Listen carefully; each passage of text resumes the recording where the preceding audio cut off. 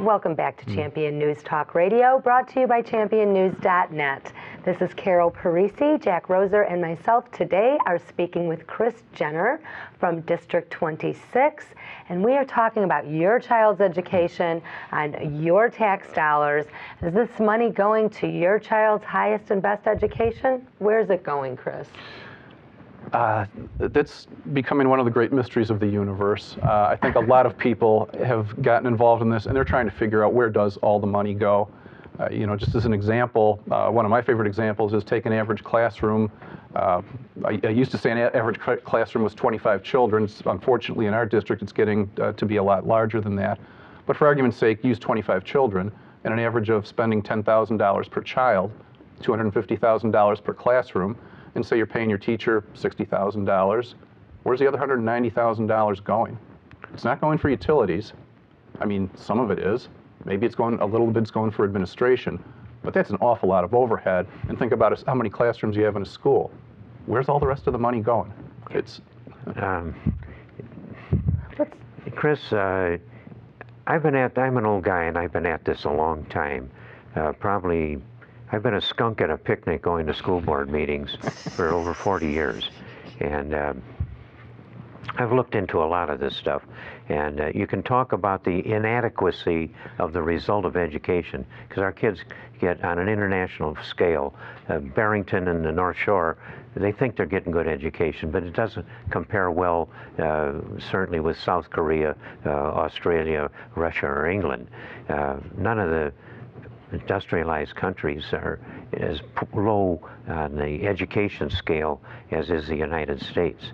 Our children are not well educated. However, people have different ideas about what is a good education, whether it's art, the environment, or the government, and it's very subjective.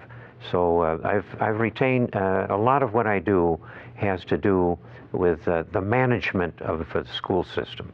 And what I'll tell you, just as a flat-out assessment of it, is there is no organization of any size in the state of Illinois that is as poorly run as the K-12 system. None exists.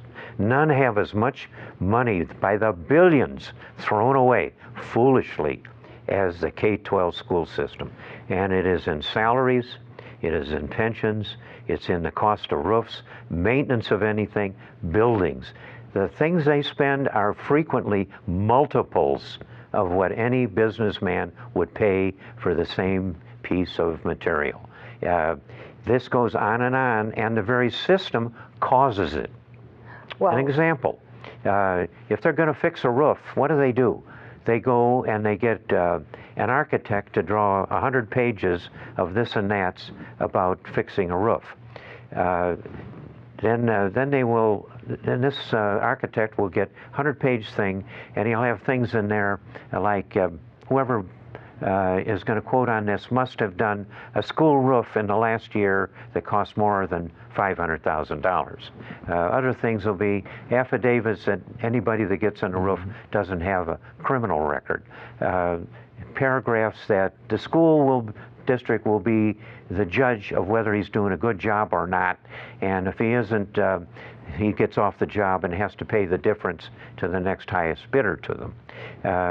Those are things that no sane businessman, roofer, would possibly take a contract on. But they have certain people that work with us. So what you've got is the architect that gets usually 7 to 10% of the contract. So the bigger it is, the more he makes. And you've got the actual builder, you've got lawyers that get involved in this, and you get the bond salesman. And these people are all rolling the drums for more dough. And it's a feeding frenzy that happens that is not for the benefit of the schools or the taxpayers. And it's an epidemic, particularly in the northern part of the state. These things I'm saying are true in spades. The cost of per student, if you wrap up all of these things, the cost of the bonds and the foolishness they got, whether it's salaries or pensions or whatever they've touched, it totals up to about $16,000 average in the state. So if you got 20 kids in a classroom, there's $320,000 of taxpayer money going into that classroom. The point you're making is indeed worse when you go as deep as we did to find out just all of the different avenues where this K-12 system is using up the taxpayers' money and isn't getting decent results. And Jack, all that can be found on championnews.net? Yes, championnews.net, or on the Family Taxpayers Foundation that did much of this digging all over the years. It's all there. This information is largely available for public sources, frequently at the state level. There is no monkeying with any of this.